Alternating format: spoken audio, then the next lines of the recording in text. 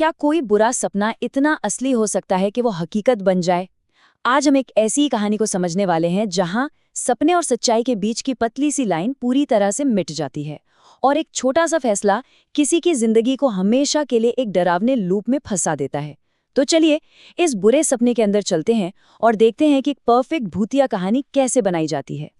ये लाइनें, ये सिर्फ एक डायलॉग नहीं है, ये वो हुक है जो हमें सीधा खींचकर रचित के उस बुरे सपने में ले जाता है जहां से ये सारा खौफ शुरू हुआ था। यहीं से कहानी हमारे दिमाग में कंफ्यूजन और डर का पहला बीज बोती है। तो कहानी शुरू होती है रचित के साथ, जो एक बहुत ही बुरे सपने में फंसा हुआ है। वो एक अनजान घर में है जहां कुछ भी नॉर्मल नहीं है, और यहीं पे कहानी डर पैदा करने के सबसे पुराने और सबसे असरदार तरीके इस्तेमाल करती है। सबसे पहली चीज है घना अंधेरा। ये डर का सबसे बेसिक रूप है। जब हमें कुछ दिखाई नहीं देता तो हमारा दिमाग खुद ब खुद बुरी से बुरी चीजें सोचने लगता है। कहानी हमें ठीक इसी तरह के अनजाने डर में धकेल देती है। और फिर उस गहरे सन्नाटे को तोड़ने के लिए एक आवाज आती है, एक पुराना ग्रामोफोन जो अपने आप बज रहा है। ये एक क्लासिक हॉरर ट्रिक है जहां एक बेजान चीज में जान आ जाती है। ये माहौल को एकदम अननेचुरल और अजीब बना देता है, जिससे हमारा डर और बढ़ जाता है। रचित जैसे तैसे अपने फोन की टॉर्च चलाता है तो उसे दीवारों पर कुछ ऐसा दिखता है जो बहुत अजीब है। बच्चों की हैंडराइटिंग में लिखे हुए हजारों नाम। ये एक बहुत ही स्मार्ट तरीका है ये बताने का कि ये जगह सेफ नहीं है और यहाँ पहले भी कई लोग आ चुके हैं और शायद कभी वापस नहीं गए। रचित घबराकर अपने दोस्त कौशिक को फोन लगाता है, लेकिन अब जो होता है वो लॉजिक के बिल्कुल परे है। फोन की घंटी बाहर से नहीं बल्कि कमरे के अंदर से, एक बंद अलमारी के भीतर से आती है। ये वो पल है जहां सपना एक असली बुरे ख्वाब में बदल जाता है। जब रचित अलमारी खोलता है तो उसमें से एक छोटा बच्चा बाहर गिरता है। वो उससे उठाने की कोशिश करता है, लेकिन तभी बच्चे के पीछे से एक आवाज आती है, अंकल रहने दो, मैं तो मर चुका हूं ना। इस साइकोलॉजिकल शॉक के साथ ही रचित बेहोश हो जाता है और फिर अचानक सब कुछ शांत हो जाता है। डर की जगह एक राहत महसूस होती है। ये एक अच्छी कहानी की निशानी होती है, खौफ के बाद एक झूठी तसल्ली देना ताकि अगला झटका और भी जोर से लगे। रचित की आंख खुलती है। वो कार में है, अपने दोस्तों कौशिक और विशाल के साथ, बिल्कुल सेफ। वो एक लंबी राहत की सांस लेता है। वो सब बस एक बहुत बुरा सपना था। कहानी हमें भी यही यकीन दिला देती है, लेकिन सवाल ये है, क्या खतरा सच में टल गया है? जैसे ही रचित कार से बाहर देखता है, उसका खून जम जाता है। सामने वही गन्ने का खेत है, वही जगह है जिसे उसने अभी अभी अपने सपने में देखा था। ये एक क्लासिक सिचुएशन है जहां हीरो को आने वाले खतरे का पता चल जाता है, लेकिन उसकी बात पर कोई यकीन नहीं करता। और यही कहानी में आता है वो दोस्त जो खुद को सबसे ज्यादा प्रैक्टिकल समझता है। कौशिक रचित की बात को मजाक में उड़ा देता है, और यही उसकी सबसे बड़ी और शायद आखिरी गलती साबित होती है। एक ऐसी गलती जो उन सबको तबाही की ओर ले जाती है।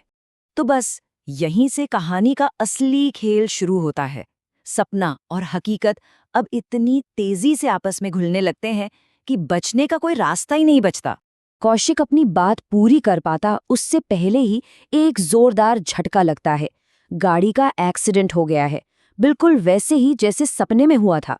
विशाल बुरी तरह घायल है। तभी कौशिक को दूर खेत में वही डरावना घर दिखाई देता है। रचित चीखता रह जाता है, लेकिन कौशिक मदद के लिए उसी घर की तरफ भागता है। किस्मत ने अपना जाल बिछा दिया था।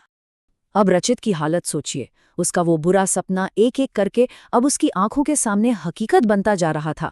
कार का एक्सीडेंट, दूर वो अकेला घर और कौशिक का मदद के लिए अकेले अंदर जाना, सब कुछ बिल्कुल सपने जैसा हो रहा था।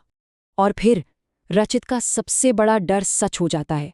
उस सन्नाटे को चीरती हुई घर के अंदर से कौशिक की दर्दनाक चीखें सुनाई देती हैं, और फिर सब कुछ शांत हो जाता है। ये वो पल है जहां सारी उम्मीद खत्म हो जाती है। अब कहानी अपने सबसे शॉकिंग मोड़ पर आती है। कौशिक की चीखों के बाद आखिर क्या हुआ? घर का दरवाजा खुलता है, लेकिन जो बाहर निकलता है वो कौशिक नहीं है। दरवाजे पर रचित खड़ा है। उसका चेहरा और हाथ खून से सने हुए हैं, और उसके चेहरे पर डर नहीं बल्कि एक बहुत ही अजीब, पागलों वाली मुस्कान है। ये सीन इसलिए इतना डरावना है क्योंकि ये हमारा भरोसा तोड़ देता है। जो दोस्त था अब वही दुश्मन बन चुका है। वो घायल विशाल के पास बैठता है और एकदम ठंडी आवाज में ताना मारते हुए ये कहता है, ये वो रचित नहीं है जिसे हम जानते थे। तो सवाल ये है कि आखिर उस घर के अंदर ऐसा क्या हुआ जिससे एक डरा सहमा इंसान अचानक एक राक्षस में बदल गया। कहानी का आखिरी हिस्सा हमें उस भयानक राज के बारे में बताता है कि रचित कैसे बचा और इस कहानी का असली विलन कौन है, वो घर या फिर इंसान का अपना स्वार्थ।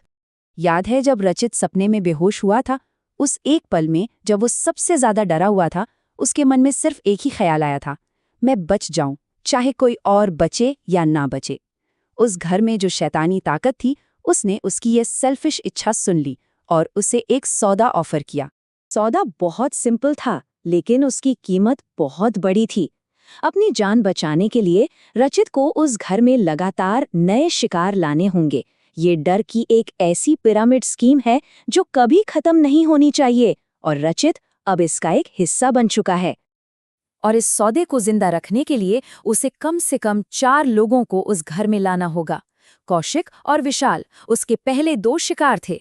अब रचित के पास एक मिशन है, एक मकसद। तो अब रचित की जिंदगी हमेशा के लिए बदल चुकी है। वो बचा नहीं है, बल्कि उसे एक जिंदा नर्क मिला है। वो एक शिकारी बन गया है जो अपनी जिंदगी की भीख मांगने के लिए लगातार नए दोस्त बनाता है, सिर्फ उन्हें उस घर तक ले जाने के लिए। कहानी रचित के इसी सवाल के साथ खत्म होती है, एक सवाल जो वो अब हर अजनबी से पूछता है, और ये हमें एक बहुत ही बेचैन करने वाले ख्याल के साथ छोड़ जाता है कि कहानी खत्म नहीं हुई है। ये लूप, ये सिलसिला अभी भी जारी है।